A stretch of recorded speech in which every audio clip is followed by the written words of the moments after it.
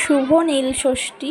তো আজকের তো সব মায়েরাই ষষ্ঠীর উপোস করবে আর গঙ্গা স্নানও করবে। তো আমিও চলে এসেছি দেখো গঙ্গা স্নান করতে।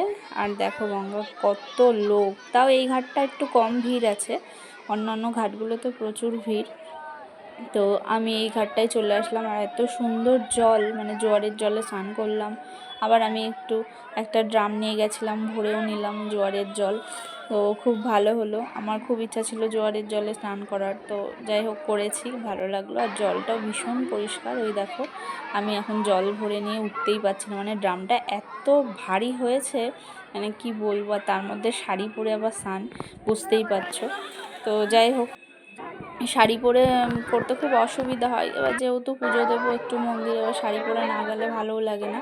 তো এই যে আজকে না সরি কালকের থেকে ধরো আমাদের আম খাওয়া শুরু হলো। এতদিন আম খেতে পারিনি, এই গঙ্গায় মন্দিরে সব জায়গায় আমরা আম দেব, তারপরে আর কি আমটা খাবো, নাহলে তার আগে আমরা আম খাই না।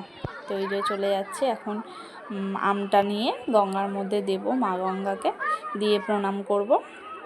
তো তারপরে আবার মন্দিরে চলে যাব। তো মন্দিরে প্রচুর ভিড় ছিল, সেই জন্য আর ভিডিওটা দিতে পারিনি। তো তারপরে আমি তো স্নান করলাম, আর ছেলেরও একটু একটু ইচ্ছা হচ্ছিল। তো ওর তো খুবই ভয় লাগে জলের মধ্যে। তো তাও ওকে বললাম চল না চল না, আমি আছি তো সবাই আছে, স্নান করতে অল্প নামবি। তো তারপরে যাই হোক ওরও একটু ইচ্ছা ছিল করার। তো তারপরে ওকে নিয়ে আসলাম, আর এত পরিষ্কার জল, তো মানে স্নান করতেও খুব ভালো লাগছে।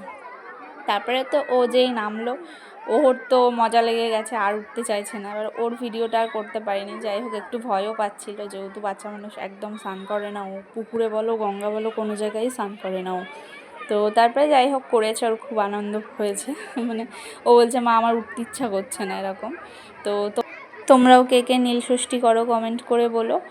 আর আমি প্রতিবার ভোরবেলাই যাই, কারণ ভোরবেলায় রোদ্দুরটা কম থাকে, ঠান্ডায় ঠান্ডায় স্নান করে পুজো দিয়ে চলে আসতে পারি। তো এবার একটু বেলা করেই গেলাম, তো বেলা করে গিয়ে ভালোই হলো, জোয়ারের জলে স্নান করতে পারলাম। তো বেলায় একটু কমই ভিড়টা দেখলাম, কারণ সকালবেলা না প্রচুর ভিড় থাকে। আমি তো প্রতি বছর সকালে যাই, তো সকালবেলাটা মানে এই বেলার থেকে সকালে আমার মনে হলো যে বেশি ভিড় থাকে। তো যাই হোক, তারপরে আমার স্নান করা হয়ে গেল। এবার ছেলেকে এসে বলছিলাম করবি বাবান, তো কি ইচ্ছাও ছিল, এবার অনেক বলাতে তারপরে করলো। এই দেখো ওর ভিডিওটা আর করতে পারিনি, কারণ ফোনটা ছিল এখানে, তো সেই কারণে আর ওর ভিডিওটা আমি করতে পারিনি।